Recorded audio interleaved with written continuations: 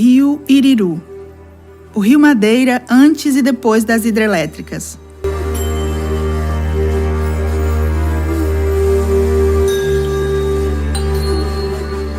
O Rio Madeira é um rio ancestral indígena. Às suas margens, muitos povos habitavam, entre eles os Mura, que o chamavam de Rio Iriru, o rio que treme. O processo de colonização provocou o genocídio e o etnocídio de muitos povos. Tentaram dizimá-los para implantar a colonização. Dessa forma, muitos povos se misturaram nos seringais, nas beiras dos rios. Muitos até perderam sua cultura, mas resistiram e continuam a existir e a resistir, apesar de muitos projetos de morte. As margens do Rio Madeira, segundo o maior rio formador do Rio Amazonas, antes das barragens, as pessoas viviam livres. A produção de várzea alimentava a cidade de Porto Velho e outras cidades da região. A melancia, o milho, o melão, o abacaxi e outros produtos sem veneno chegavam às mesas. O peixe abundante alimentava os pescadores. Os pescadores geravam renda fornecendo peixes nativos para mais de 70 pontos de venda na cidade de Porto Velho. As cachoeiras de Santo Antônio e Teutônio, próximas de Porto Velho, eram o supermercado de milhares de famílias com ofertas abundantes de muitas qualidades de peixes.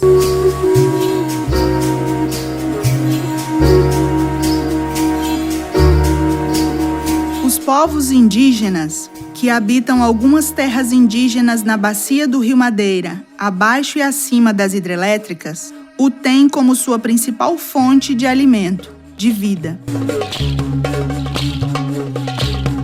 Áreas de agricultura familiar e reservas extrativistas, cada uma com seus modos de vida, tiram da floresta seu sustento. Porém, o Rio Madeira, mais uma vez, tem sido vítima das forças do capital.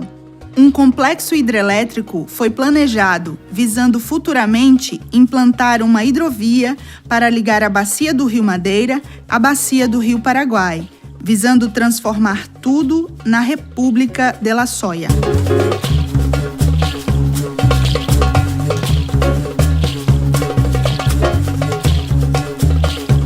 E a partir de 2008, se iniciou contra a vontade dos povos e comunidades tradicionais da região a construção de uma hidrelétrica na Cachoeira de Santo Antônio e, em 2010, na Cachoeira de Jirau.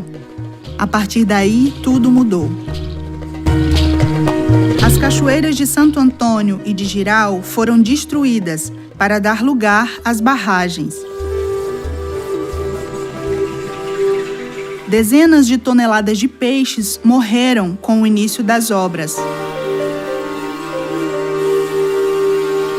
Milhares de famílias foram retiradas de seus lugares de vida às margens do Rio Madeira, contra suas vontades. Os pescadores perderam o direito de pescar. Os peixes foram dizimados. A insegurança alimentar se instalou na bacia do Rio Madeira. Os reassentamentos de algumas famílias não lhes trouxeram melhorias. Ao contrário, só desilusão e abandonados à própria sorte.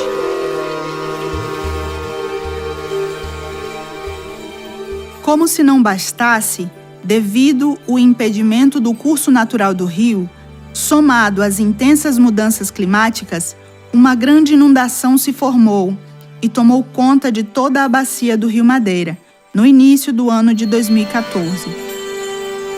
Essa inundação alcançou povos e comunidades abaixo e acima das hidrelétricas, inclusive em território boliviano, e nenhuma forma de indenização foi dada aos atingidos, que também perderam tudo.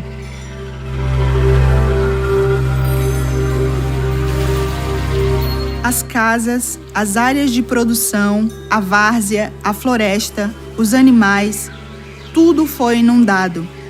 Foi a morte generalizada de nossos sonhos e dos recursos naturais. Até hoje, as famílias não conseguiram recuperar seus pertences, sua moradia, suas fontes de águas que agora estão todas contaminadas. Com a perca dos espaços de produção, a alternativa de milhares de famílias foi se aventurar nos garimpos, contribuindo para a maior contaminação das águas do rio e das pessoas. A hidrovia, já implantada há mais de 10 anos, segue, juntamente com os garimpos, contribuindo para o desbarrancamento e assoreamento do rio Madeira, dificultando a navegação de transporte de passageiros e cargas. A expansão do modelo agronegotóxico, com plantios de soja, milho e arroz ao longo das rodovias que liga Porto Velho a Guajará-Mirim, é uma realidade. O desmatamento não respeita a mata ciliar, não respeita o rio.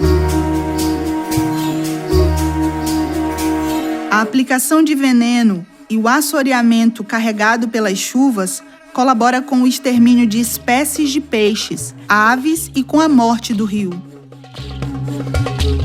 A energia elétrica gerada em grande quantidade não representa preço baixo nas contas dos consumidores. Ao contrário, pagamos pela falta de água em outras regiões do país e a baixa geração de eletricidade em outras hidrelétricas. Até quando nossos rios terão seus direitos violados?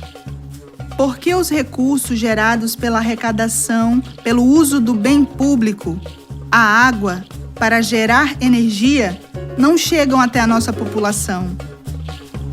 Como podem as empresas donas das hidrelétricas terem seus lucros garantidos, mesmo quando não cumprem as condicionantes aprovadas no processo de licenciamento, deixando povos, comunidades e pessoas das áreas urbanas sem benefícios de fato e de direito?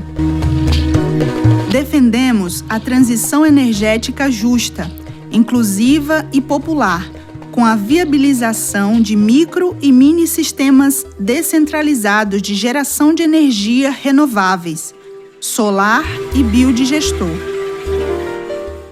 Defendemos a produção de chuva por meio do plantio de árvores nativas, recuperando áreas degradadas, integrando produção de alimentos sadios em sistemas agroecológicos e agroflorestais.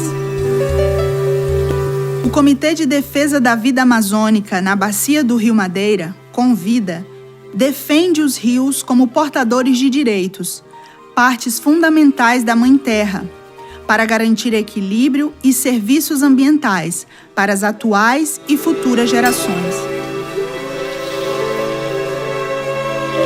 Não a represas na bacia do Rio Madeira.